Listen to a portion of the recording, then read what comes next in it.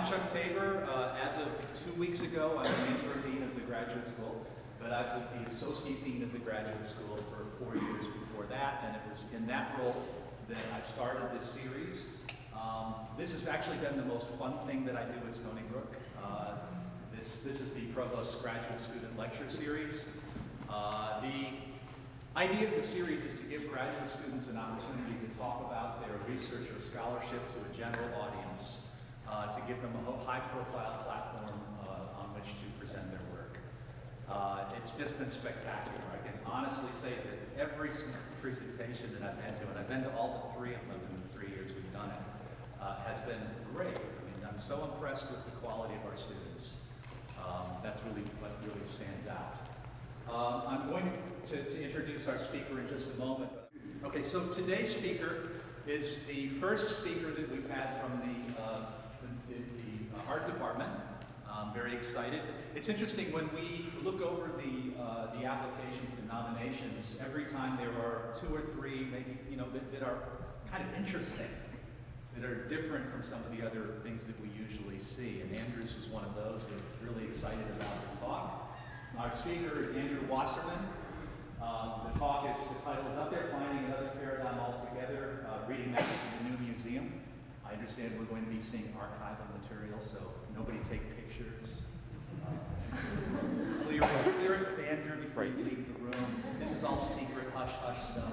There'll be a first game. Andrew.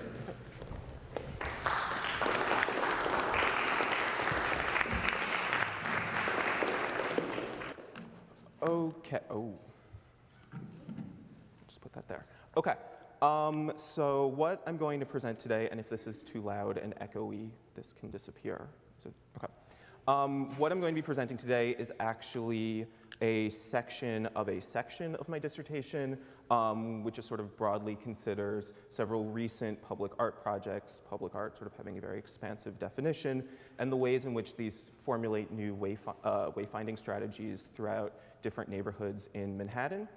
What I'm presenting today comes from a case study structured around the new museum. Now, in the title for today's presentation, Finding Another Paradigm Altogether, the first half actually comes from a passage in the memoirs of Marcia Tucker, the founding director of the new museum. She held the position as founding director from its founding in 1977 until her retirement in 1999.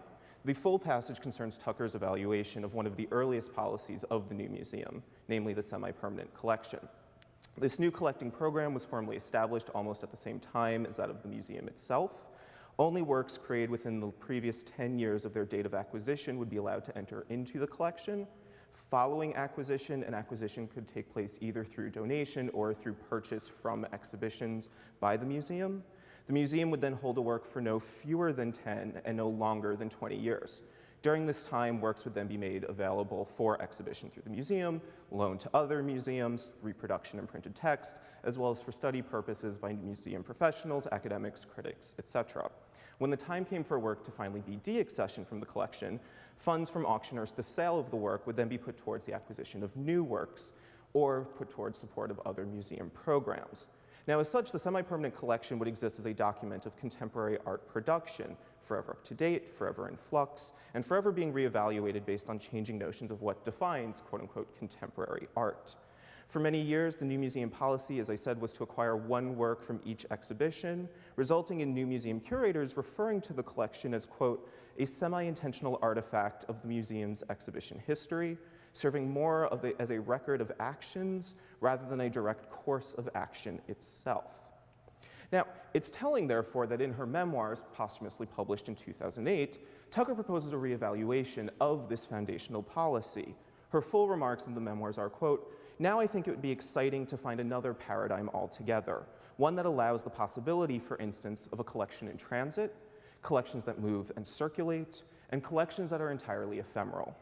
My presentation today considers one recent project of the new museum within such a framework: collections in transit, collections that circulate, and collections that are entirely ephemeral. Now, in the summer of 2007, the new museum presented to the public Get Lost: Artist Maps Downtown New York. The project was comprised of individual map contributions from 21 artists and artist collectives, offered in the form of an unsequenced staple pamphlet. Its original cycle of distribution starting on June 6, 2007 and running throughout the summer of 2007. The pamphlet of maps is made available for gratis at different downtown cultural and retail sites, as well as other sites through not only Manhattan, but the larger 5 boroughs as well. As organized by new museum curator Massimiliano Gioni, the collective project initially presents itself almost as a novelty project, an experiment in defining what constitutes a map and mapping itself. Artists were individually invited by Gioni to submit projects. Most contributed new work, although some recontextualized previous works they had made, now cast as maps in the context of the broader project. Individual contributions run the gamut from a completely obtuse to overly didactic, with some of the inclusions more audacious than others. Showcased are explicit sexual trysts, punk rock icons, scribbles on paper and torn paper collages, as well as directives to seek both manhole covers as well as Asian dumplings. Rather than understanding this directive to get lost as being dismissive, audiences could also take it as an invitation to begin charting their own course through the city. It thus becomes a guide to reading or seeing Manhattan, to borrow Andreas Huyssen's terminology, as an urban palimpsest, a way of merging past, present, and future in our experience and understanding of city spaces. Get Lost was organized in anticipation of a new era in the museum's history. At the time of its distribution, the new museum was an institution very much without a home. Since 2004, while awaiting the completion of its new building in the Bowery, the new museum operations and exhibitions were housed in the Chelsea Museum of Art. As I'll discuss, Get Lost functions as both a circulating group exhibition emerging out of this period of institutional sitelessness, as well as a promotional program designed to visually convey the philosophy of an institution as a seamless yet constructed extension of its new neighborhood. Similar to Beatrice Colomina's analysis of how, by controlling the forms of mass media in which representations of architecture appear, modern architects could take personal legacy building into their own hands, I argue that the new museum, as an institution only recently concerned with the aligning of itself with an architectural form and location-based identity, is too involved in this process of legacy construction through ephemeral media. Beyond treating the project exclusively as an opportunity for the exploration of different formal approaches in contemporary cartographic practice, and instead reading it as a mobile art exhibition that serves to generate and affirm a public identity for the new museum, Get Lost can be read as embodying a new approach to the museum's tradition of experimental collecting and display, and a possible fulfillment of Tucker's new proposal.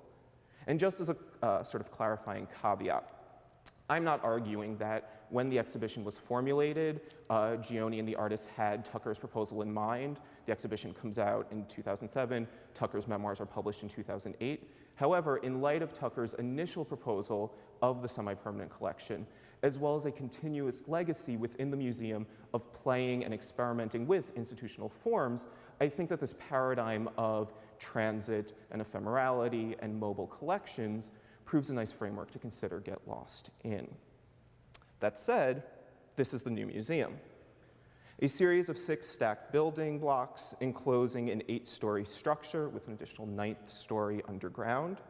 Situated at 235 Bowery at the intersection of Bowery and Prince Street, the new building of the museum was built atop a former parking lot, and even farther back in time, at the turn of the 20th century, a site that hosted a series of theaters, both play performance as well as movie productions. The lot was purchased by the museum in 2002, at the same time that an international competition for architects for the new museum building was held. Among the criteria considered was the desire to showcase young architects, specifically those that had yet to have a chance to work on a major project in New York City. The Japanese firm of Sana, led by Sejima Nishizawa, was selected in 2003.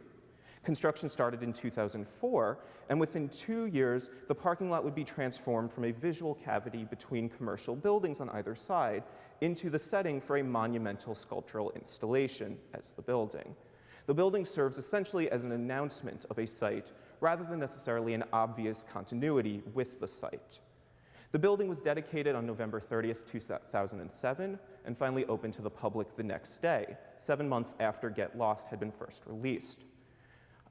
The new museum's arrival on the Bowery and its journey to the Bowery will be discussed in a couple of minutes, has been described as changing the geography of the New York art world, as well as affirming the rising presence of the Lower East Side as a viable commercial art scene. It has also been discussed as contributing to the displacement of an extant local culture. And the new museum, with the simultaneous arrival of Whole Foods on the corner of Bowery and Houston, has sort of been declared anathema to the idea of the Bowery. Paying $27 for blueberries offends people sometimes. Now, rather than announcing the arrival of gentrification to the Bowery, I would argue the construction and completion of the new museum's building is more appropriately read as a mark of a process of transformation already a decade in the making. Reports of the changing real estate prices and physical alterations to the local environment began appearing in the early 1990s and increasing in frequency through the 2000s. I would argue instead that the new museum can be viewed as participating in a culture of nostalgia, and in some cases false nostalgia, that seems to be accompanied with this declared loss of an authentic local identity. The new museum becomes both promoter of this backwards-looking view, while at the same time becoming complicit, certainly, in this forward march of commercial speculation within the region. I want to consider the museum's recent efforts to write a legacy for itself with its new home on the Bowery by aligning itself with the cultural identity of the Bowery. Following a charting of the museum's history of programming and sites of operation, a return to the maps to consider how they function as a circulating promotional exhibition that presents an institutional identity predicated on what Alexandra Simons has referred to as a process of authentication. This neologism, a combination of authenticity and gentrification, entails a quest for legitimacy and an acceptance within the new neighborhood, even if only on a superficial level. In such processes, an institution or business modifies the traditional modes of a gentrification process. It seizes upon those elements of the region's past, cultural figures, sites, and events, and repurposes them as part of a larger design and branding scheme. Possible results can include when businesses come into established neighborhoods and preserve already extant signage and facade designs, or fashion their new facades and designs to consciously mirror those of older storefronts. And so what we're looking at here is John Varvados's clothing store where you can buy a t-shirt for $200, very consciously designed to mirror CBGBs. An even closer parallel, though, is Daniel Boulud's DBGBs, where in the design for the restaurant, the argument was that they're playing with the identity of the Bowery as a kitchen warehouse supply site, while also having something of an authentic, gritty Bowery experience. The Bowery has never looked this good as in DBGBs. But to return to the new museum's new building. The building's a statement building, a contemporary, self-consciously fashioned focal point within the downtown area. The local critical press on the building has been, for the most part, positive, if not in some cases even effusive, with declarations of instant landmark appearing frequently. It has also been effectively used as a brand identity for the museum. Isolating simply the asymmetrical shape of the stacked structure, this form has been employed and deployed in recent advertising, appearing on banners hanging from municipal posts, as well as on mailers sent out by the museum. It also became the focus of a promotional program created to build anticipation and enthusiasm for the new building prior to its opening, formulated in conjunction with the advertising agency Droga 5, an aesthetic predicated on urban interventionist media, graffiti, stencils, stickers, and street sculpture was developed. And perhaps the sort of most publicly known and written about of these programs was in the taking over of a billboard on Houston, a Calvin Klein billboard. Over the course of 3 days, what appeared to be a defacement and a sort of anti-corporate advertising intervention slowly revealed itself to in fact be part of a larger advertising program for the opening of the new museum. This notion of playing with interventionist practices and this anti-corporate advertising would appear in a number of these promotional programs, including the placement of subway decals on the walls of the subway, overlaying them on top of other posters, as well as even the installation of specially crafted sculptures. I think this is fantastic, but that might just be me. Now, as part of developing this new advertising program, the idea of grittiness and authenticity is often batted about. And the grittiness associated with these kinds of projects is something that one would not obviously necessarily associate with the building itself.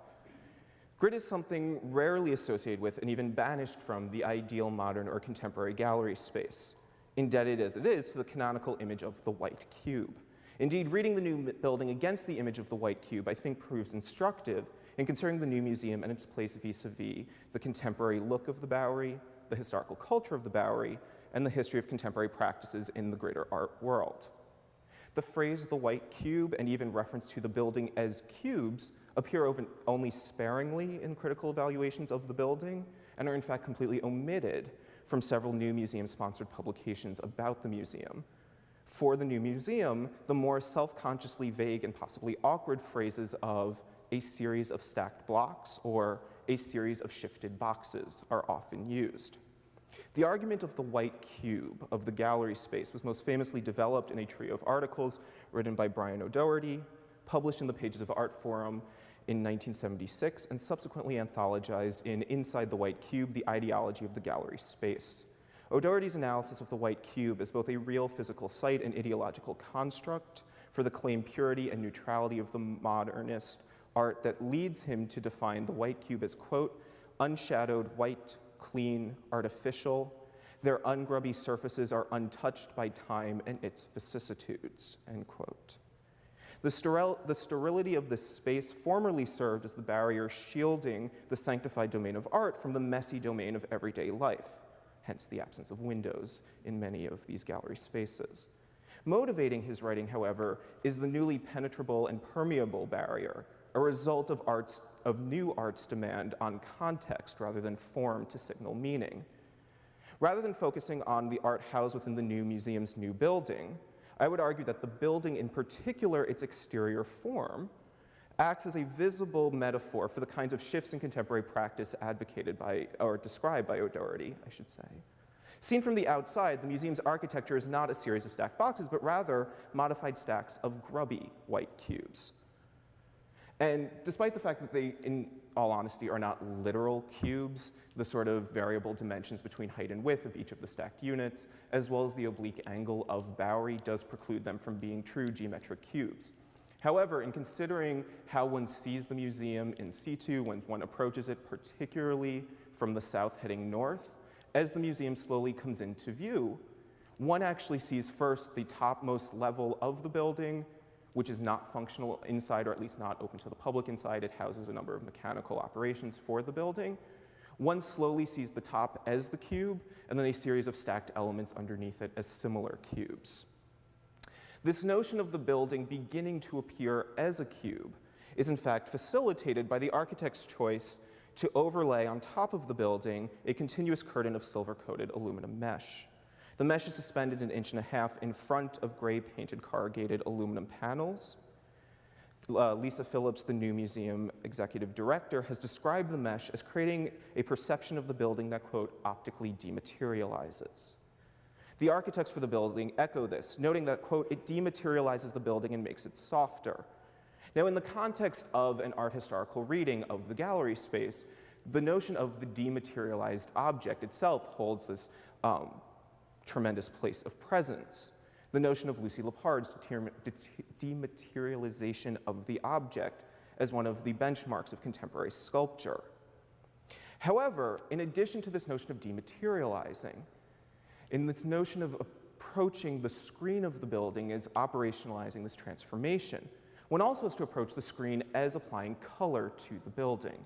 The architects often talk about how the material, an aluminum mesh, was selected because of its, quote, bright white transparency, that it was, quote, bright and white and translucent.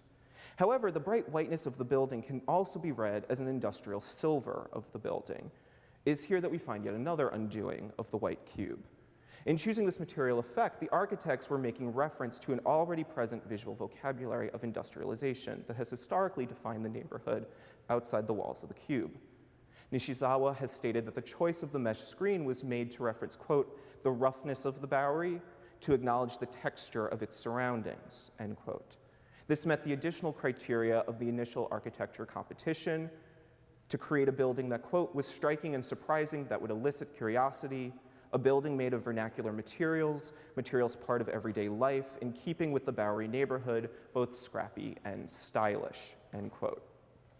Now, I think this idea of both scrappy and stylish, this played a key role in the architectural competition protocols, but this idea of scrappy and stylish seems almost more appropriate to something like, I don't know, a Marc Jacobs spring collection than, let's say, a contemporary art museum or even the Bowery itself.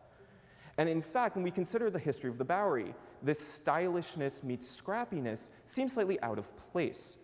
Starting in the mid-19th century, the Bowery gained an identity of a neighborhood appealing to and thus attracting the lower levels of society.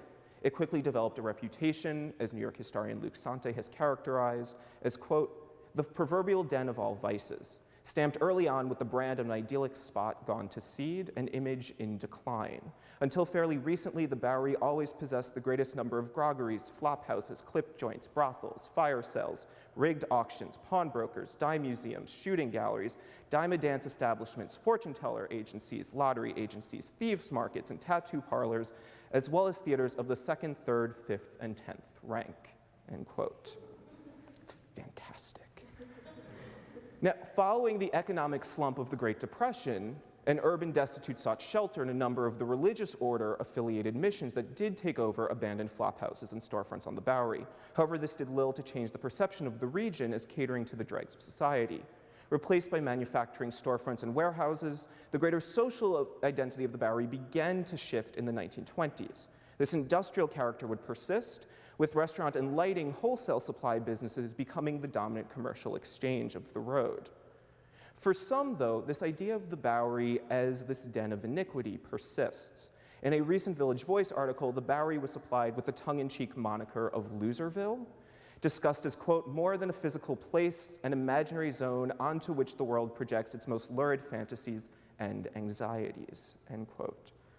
Now, in selecting this location as the site for their museum, the new museum cultivates a very specific narrative of the Bowery, combining a romanticized notion of the legacy of the Bowery bum on Skid Row with a hotbed of mid and late 20th century alternative artist practice.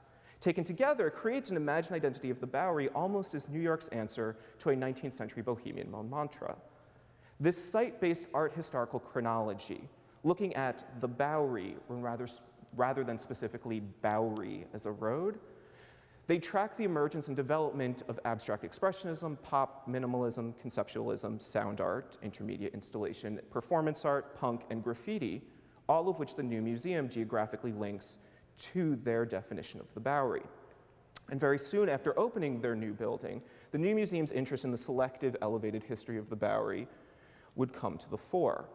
They produced a series of projects under the banner of the Bowery Artist Tribute. What we see here, the 2 volumes of Bowery Artist Tribute, each containing oral histories with artists and authors, as well as a number of interviews and essays. They've also produced an online archive of artist projects that take the culture of the Bowery as their main subject, Martha Rossler's canonical project, as well as more recent proposals to actually mirror and extend the look of the Bowery itself onto buildings. As well as their 3rd project, also entitled the Bowery Artist Tribute, an online interactive database that accompanies this greater archive. Within a somewhat liberally defined geographic and designated area of the Bowery, clicking on each indicated site reveals a link between artist and site, either showing that this was their residence or their studio, and produces a short artist biography and series of representative works.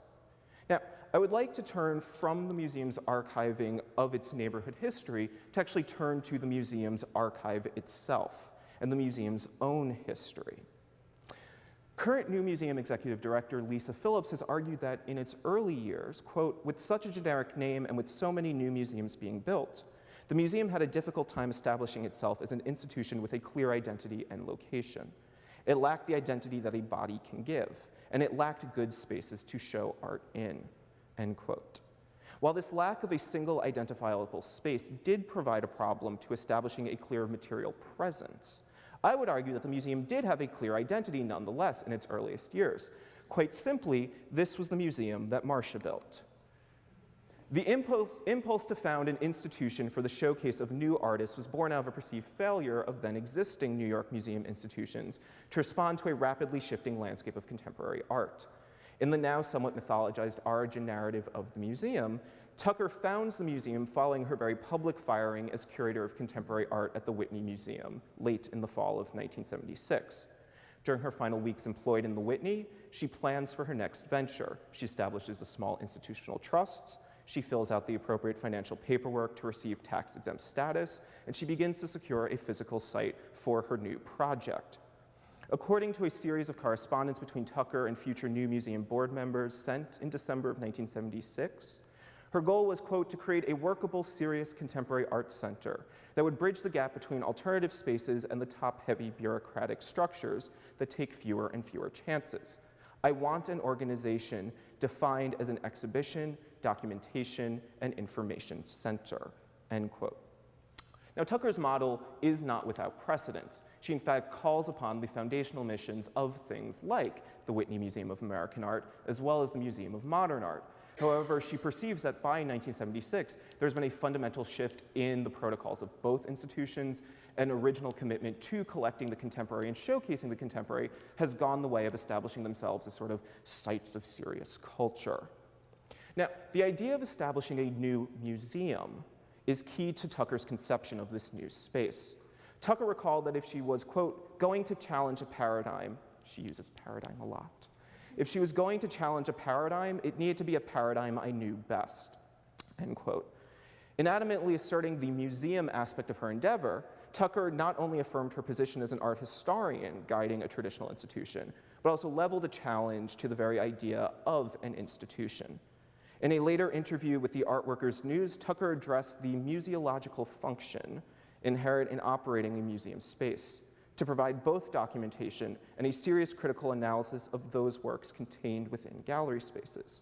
She states, quote, we don't do a show unless it has a catalog with a lengthy critical essay, not just an introduction, biographies, bibliographies, and documentation that's as thorough as our funds will allow. If I have to mimeograph the essays myself and put away the photograph for a time as well I'm able to make a real catalog, I will, end quote. This interest in providing some sort of context for the work, a greater art historical context as well as a critical lens, and documenting this context would serve for the space that a museum itself did not have in its early years. Having planted the seed for its new venture in the weeks leading up to her not unexpected dismissal, Tucker's new Museum of Contemporary Art began its first month of operation in January of 1977. With a startup budget of $17,000 from two benefactors, the museum established its headquarters in a rented office in room 803 at 105 Hudson Street. The building hosted other Art World tenants, Artist Space, Printed Matter, as well as the Julian Prato Gallery, leading to the popular naming of the building as the Fine Arts Building. The new museum space in the building was occupied solely by administrative offices, however. The administrative side of the building was initially set up to be non-hierarchical. This too was Tucker's idea, that staff duties would rotate on a yearly basis and that all decisions were to be made by consensus. After several months, all of this went out the window. The first several exhibitions were not held in the Fine Arts Building, but rather at satellite exhibition spaces and organized from the offices of the Fine Arts Building. The first show, Memory, was held at C-Space. However, other exhibitions planned during this first year were held outside of New York City entirely, one in Woodstock, as well as another exhibition in Japan, as well as a third that toured Europe for approximately 3 years. What we're looking at here is the C-Space, is the Memory catalog, an example of this sort of DIY approach she had to documentation, a 21-page spiral-bound 8.5 by 11 sheet of paper manual. This notion of, regardless of what the expense was, this would be a documented exhibit. By July, though, of 1977, the building at 105 Hudson Street was sold, and all of the tenants were forced to relocate. The new museum, however, was provided with a facility by the New School for Social Research in the Albert and Vera List Center. This accommodation was made in no small part through Vera List's status as an early trustee and ardent supporter of the museum. The site at 65 Fifth Avenue and 14th Street was formerly home to the New School Graduate Arts Center. the museum was provided with 2,500 square feet on the ground floor of the building, as well as a small stipend for an operating budget. This would be the first in-house gallery space of the new museum in which exhibitions could be hosted by the new museum itself. Within this, the new museum becomes a physical, functional museum institution, a transformation recorded by illustrator, crime novelist, and sometimes Bravo reality art competition host Jonathan Santlofer. This is currently in the Marcia Tucker archives. When I stumbled across this, the sort of over-the-top high Renaissance Baroqueness of it, I thought was fantastic. Marcia Tucker stands there in the center, surrounded by her fellow New Museum staff members as the dove hovers and pulls across the banner of the new museum. And this idea of the new museum in the sky, this was a phrase that was often batted about by Tucker and the early board members of the new museum. I like to think this is a sort of inside nodding, winking joke and not an actual serious work. But perhaps Mr. Santlofer has other ideas. The first show to be held in the New School space was early work by 5 contemporary artists. This was quickly followed up by an exhibition entitled simply Bad Painting the next year. And during this time, the museum would begin to generate a body of press coverage and promotion based on the merits of its exhibition programming and sponsored activities. However, the new museum would not remain at the New School space. The sharing of public space, particularly in the form of entrances to the museum and public halls in front of the gallery space, proved to be problematic for both the museum and the university. This tenuous relationship would lead to a series of memos clarifying the rights of ownership and use of space throughout the museum's tenure in the building. And there are, in fact, a number of memos that talk about who gets to use the copy machine when. On December 31st, 1982, the New School formally asks the new museum to leave. The same day that the new museum received the deed to what become their institutional home for the next 2 decades, the Astor Building at 583 Broadway between Houston and Prince Streets. Located in the heart of Soho, then the center of the New York art world, the museum received a multi-million-dollar gift in the form of the lower 2.5 floors of the building. This expanded space would allow for a lobby, exhibition galleries, a museum shop, office space, a conference room, a curatorial archive, a library, as well as a 200-seat auditorium. This would be the home of the museum, as I said, for the next 2 decades, and would also see a dramatic renovation of facilities in the late 90s that further expanded exhibition space. Over the next 2 decades in the Soho building, the museum would showcase major solo exhibitions of previously underrepresented artists in New York exhibits, including Andreas Serrano, Carolee Schneemann, David Vonarovich, and Barry Flanagan, as well as group exhibitions tackling contemporary social and political hot-button issues, such as minority representation, contemporary takes on feminism, gay liberation, AIDS, etc. By the mid-90s, the museum continued to experiment with its exhibitions, adopting a turn towards the global, collaborating with international institutions, and experimenting with web-based programming. Yet during this time, the legacy of Tucker would continue to loom large. The museum's identity was predicated on an attitude towards being a museum. In a speech Tucker delivered on November 5th, 1985, she declared that, quote, "This is a museum that doesn't suffer from that dreaded disease known as museumitis or museitis, in lay terms called internal stultification," end quote. Experimental programming would be the cure to this disease. Minutes from planning meetings revealed discussions to have entire years of ephemeral exhibitions, as well as other years where it would be exclusively hosting exhibitions at satellite locations. While neither actually came to fruition, revealed in these meeting minutes is the idea of a museum as a form to be considered, rather than just a house of artwork. When directorship transferred from Tucker to now current executive director Lisa Phillips in 1999, the time had arrived again to rethink what the museum was and could be. This opportunity was echoed in the Art World publications. An Art Forum article from the period mentions that in the late 90s, the museum's reputation was that of being, quote, personality-driven, that it, quote, reflected Marcia Tucker's iconoclastic personality entirely. And now, with Phillips taking over, the chance had come to build a new reputation, end quote. But this rethinking process would not occur, wait, never mind, I take that back. Within this sort of greater rethinking, we find a reevaluation of several of the core foundational principles of the museum, namely the idea of a semi-permanent collection itself. Go here quickly. As Tucker would later declare, quote, "Because I envision the new museum as a museum and not an alternative space or a Kunsthalle, the issue of whether or not to collect became primary," end quote. The issue was not what to collect, but quite frankly, if the museum should collect at all. The solution would be the development of the semi-permanent collection, as well as the related development of an accessions committee. In April 4th, 1984, a meeting of the accessions committee was convened to establish procedures to create what they referred to as the illusion of permanence, despite the rules governing the semi-permanent collection. It resolved to develop symbolic permanence, achieved through the public marking of a donor's name attached to the purchase of a work. In addition, monies generated through the sale of that work and then used to purchase new works would similarly continue to carry the original donor's name. Such identifications would be represented next to reproductions of the work in new museum publications, as well as in explanatory wall labels accompanying semi-permanent collection exhibitions. Despite a great deal of attention paid to the rules governing the semi-permanent collection, over the 2 decades, exhibitions would feature the holdings of this collection relatively rarely. The first exhibition of the semi-permanent collection was in 1985, the next in 1988, the third in 92, and the fourth and largest of these was 1995's temporarily possessed the semi-permanent collection, displayed from September 15th to December 17th, 1995. Part of a 2-year planning process entailing both exhibitions and educational outreach programs, the exhibition served as an examination of both the new museum and the contemporary art world's history over the previous decades.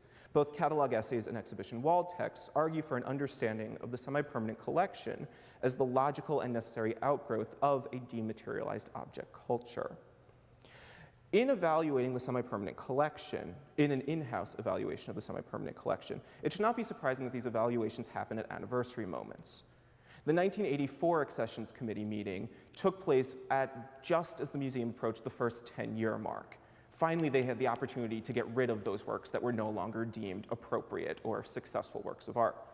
However, by 1995, the opposite problem was facing the museum. What to do with those works that now seem to be valid works of contemporary art, major holdings of the museum that now, according to museum bylaws, had to necessarily go away. The exhibition itself was relatively dismissed in the critical record, and rather than considering what was on view, I instead would like to consider the publication, the documentation of the exhibition, but also the documentation of the semi-permanent collection itself. A timeline appears along the top margin of the pages of the exhibition catalog. Alongside, dates of new museum exhibitions appear. For these shows that are mentioned, a longer reference for the exhibition is included, the exhibition title, the curators, the list of participating artists. Occasionally, excerpts of published reviews appear, as well as critical essays on the exhibitions. Within the catalog, reproductions of images are placed within the context of the exhibition from which they were acquired. A thick black rectangular frame outlines each work, and this frame appears even more pronounced in the case of those works that are no longer part of the museum's collection. Deaccession works feature prominently within the catalog, or at least their trace does. For deaccession works, the image of the work itself is omitted, and the viewer of the catalog sees only the empty rectangle. So the deaccession date is placed within the empty frame. The empty frame would also serve as the dominant advertising and promotional graphic appearing on invitations to the exhibition. The act of removal, the visible deletion from the collection, is what's made apparent. It literalizes the idea that, at this moment in the museum's history, institutional action, an action of deletion in this case, rather than the art object, is playing the defining role. Now, the 1995 exhibition would be the final one showcasing the semi-permanent collection. In 2000, the Altoids Curiously Strong collection was donated to the museum, consisting of over 150 works of contemporary art by emerging artists. This was the museum's largest receipt of a corporate collection and would start a succession of 6 annual exhibitions of the Altoids collection. Following the donation, every time the new museum's collection is put on view, the phrase semi-permanent disappears from the advertising. In the history of these exhibitions, when referring to the history of the museum, the phrase "until recently" and "a historical idea" are used when applied to the semi-permanent collection.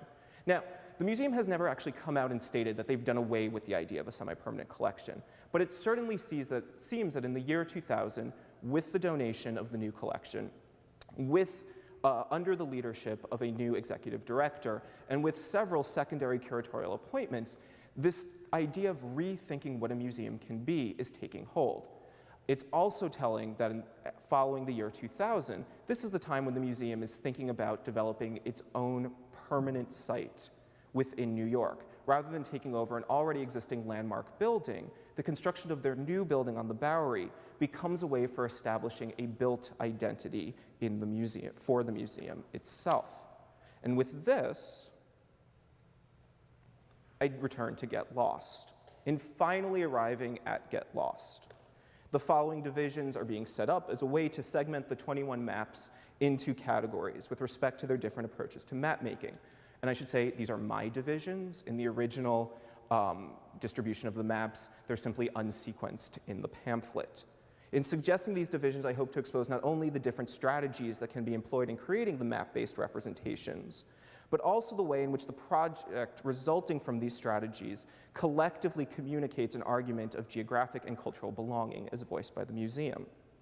So, to start with the first category, those that preserve established street plans but supply alternative sites of interest. These are projects that take the existing official city map as a template within which to re-articulate points of interest. While still tethered to this recognizable map form, the content of the map undergoes a transformation through additions and deletions. Meaning is generated through the artist's choices in the inclusion or omission of locations. So, for example, Alexandra Mears' Sharpie-drawn map, in which, as you get towards the southern pole of the island, specific streets are omitted, or the alternative, Christopher Noel's almost obsessively reproduced color pencil-drawn map, obsessively reproduced in that not only are streets shown, but also traffic patterns, every pier is numbered, and every major landmark is identified. Within this identification of landmarks, the new museum appears twice. Once as a crosshatched box in its Soho location, in its Broadway Soho location, and a second time as simply a blue dot marking its location on the Bowery, the only site within the map marked as a blue dot. This notion of omission and inclusion, William Pope L's deletion of every major landmark and road name, and instead supplying the location of safe houses, suggesting a lower Manhattan that is both in need of safe houses and yet overly protective of its people. This sense of setting up sites for relief in Inaba and Associates' designation of noise sanctuaries, spaces located away from high traffic areas and commercial districts and subways. The identification of new landmarks is something that appears in both Marcel Zama's as well as filmmaker Jonas Mekas' maps. The Canadian-born Zama provides an almost surrealist projection filled with anthropomorphic trees, a pinwheeling quartet of rifle-bearing women, as well as figures in animal costumes. Within this, however, he provides a list of residences of diverse figures, ranging from Billy the Kid to Samuel Gompers, Lou Reed, and even Henry James's grandmother gets a notice. Mekas, however, remakes the city according to his own social and emotional associations, demapping certain streets and presenting the locations and figures relevant to a 1960s alternative art scene. Noted are the locations of studios of Larry Rivers, Maya Deren, Lamont Young, and Yoko Ono, placed alongside the notation of CBGB's Mars Bar and the Gallery East. And the final map in this first section, Terence Coe's map, which adopts a more contemporary focus, providing a meticulously labeled hand-drawn map of 16 different locations, alternating between physical descriptions of places and directives of possible actions. It becomes clear that Coe's sites are unified by a guiding principle. He is listing locations for illicit public sexual liaisons.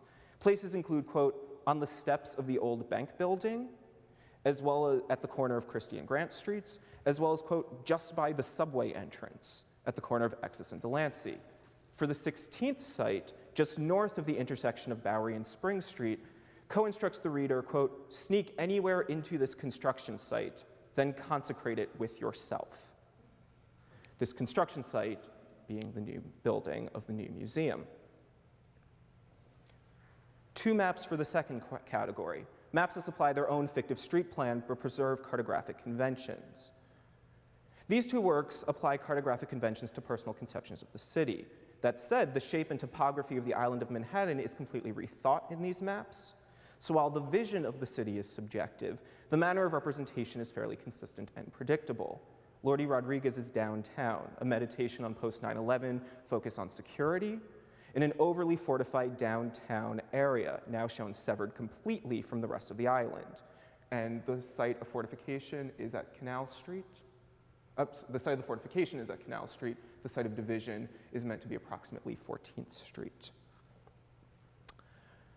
What he shows is a God's eye topographic view with coloration corresponding to different land use, green for parkland, gray for the urban areas, blue for the water. For his map, Lawrence Weiner recreates a schema for a previously created public art project, which consisted of a series of 19 cast iron marble manhole covers. Weiner explains how, as a result of the bright lights of the city, locational specificity cannot be gleaned within urban spaces by simply looking to the stars. His project thus shifts the traditional nautical navigational association systems of studying the stars to reorient oneself. It is a modification of the celestial map, advocating that viewers look down rather than looking up. The third category, those that supply their own fictive street plan and use fictive cartographic conventions. I would argue that these 2 are not maps, quite frankly.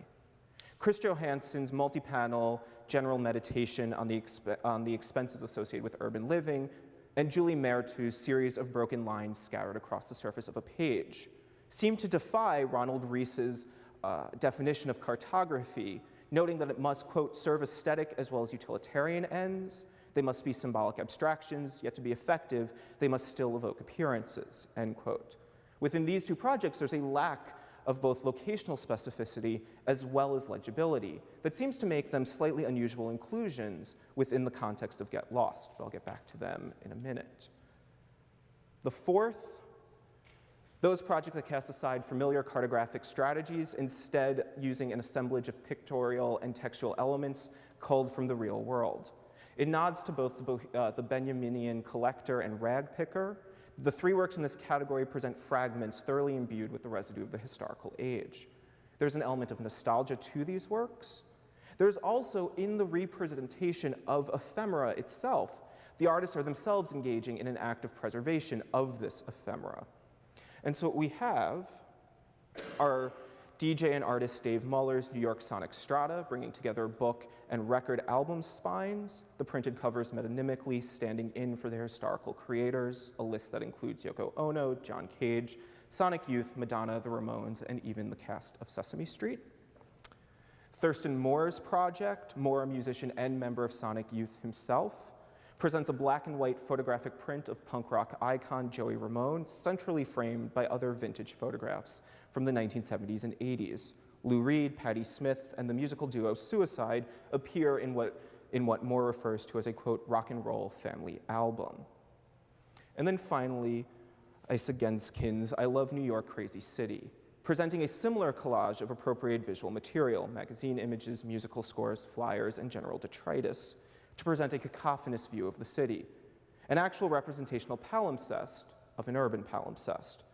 Genskin juxtaposed an image of the World Trade Center with an advertisement for a drag show with a musical bass line, all roughly assembled and held together with electric red tape and metallic masking tape, creating a scrapbook of cultural fragments.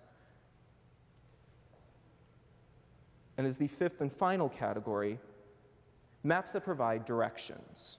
The most obviously didactic of all of the strategies. Projects include Dorothy Iannone's Recollections of Manhattan in the 1960s in the form of a nostalgic walking tour, in which figures like Norman Mailer, Susan Sontag, and Allen Ginsberg appear. Elise's diagrammatic proposal of a series of sequenced directional movements, and Borstein's method of how to take a bus. She gives instructions for how to travel from West 14th Street to the Lower East Side, a route that, if efficiently follows, takes one past the studio of Marcel Zama, as well as the dorm room of fictional NYU student Felicity. Also, in tracking this movement from the west side to the lower east side, despite not being acknowledged in the map, it tracks the contemporaneous movement from the Chelsea Art Museum to the new Bowery location. Beth Campbell's map combines Iannone's nostalgia with Bornstein's practical advice. She provides a flow chart of information identifying places to shop, locations where she met her husband, and recollections of her first visit to New York City, and perhaps most importantly, the fact that Bloomingdale's contains the best bathroom in Soho, and that Century 21's bathroom is located in the basement.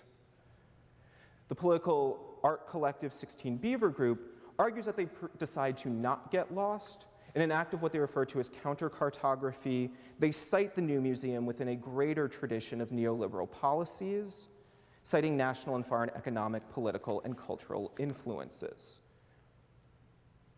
Rika Tiravanesia's untitled eating map, a visual and verbal walking tour starting from his apartment and including suggestions for places to find dim sum, dumplings, soup, espresso, and even a final cannoli. Like Bornstein, aware of the needs for the weary urban traveler, Tiravanesia's final stop and the site that he assigns for the restroom break is the new museum. Although now that the building has been complete, one can actually go to the new museum and actually use the bathroom. What Tiravanesian does not mention is one would have to pay $12 in admission to do so.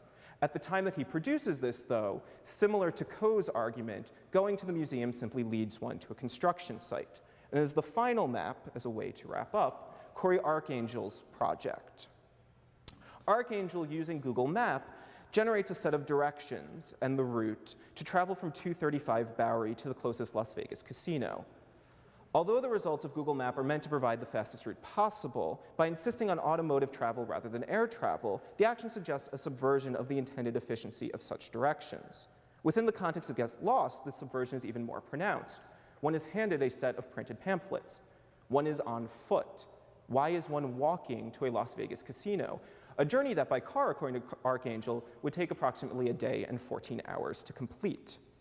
However, Archangel's contribution is helpful in considering not just the new museum in the context of a broader national geography, but Get Lost in the context of the new museum's larger history itself. It is the closest that one finds to a public acknowledgement of the centrality of the new museum, beyond just a neutrally positioned organizing and sponsoring body. This appears on Archangel's personal website, with his contribution to Get Lost included in a list of, quote, things I made, basically all of the projects he's worked on. Archangel describes Get Lost as, quote, a small project for the new museum that they invited me to do about their new location in the Bowery, end quote. Mention of inclusion of the museum in the Bowery's location is not acknowledged within the press release for the project. No critics have discussed the way in which the new museum factors into the maps. And yet it seems nonetheless appropriate to read the map project of Get Lost as not just generating a new visual identity for the downtown Manhattan, but generally as participating in a feedback loop whereby they map this identity onto the new museum. Looking across the maps, removing these artificial categories and understanding them as 21 components mutually supporting a single project. There are only 6 projects that specifically mention the address of the new museum, either in Soho, Chelsea, or the Bowery. However, this becomes the single most consistently cited landmark across all of the projects. Thus, when considered in the context of other projects that mark significant landmarks, the number of applicable maps increases to 14. Then, if one considers the idea of a regional culture being defined by the maps, the number increases to 17. And if one then makes the move to consider the entire range of cultural production and alternative and non-traditional artist strategies, itself as signifying this ideal of a downtown alternative art culture, the number increases again, now meeting all 21 of the maps in the project. The new museum located within the project locates itself within the selectively defined neighborhood identity. Get Lost constructs a new institutional and regional identity similar to the construction of a new building, as part of a larger program of institutional and neighborhood branding working in concert with the arrival of the new building. A project such as Get Lost presents opportunity and the ability for a public project to serve as a consciously, curatorially driven act, not only of placemaking and place defining, but also of institution making and institution defining. Thank you.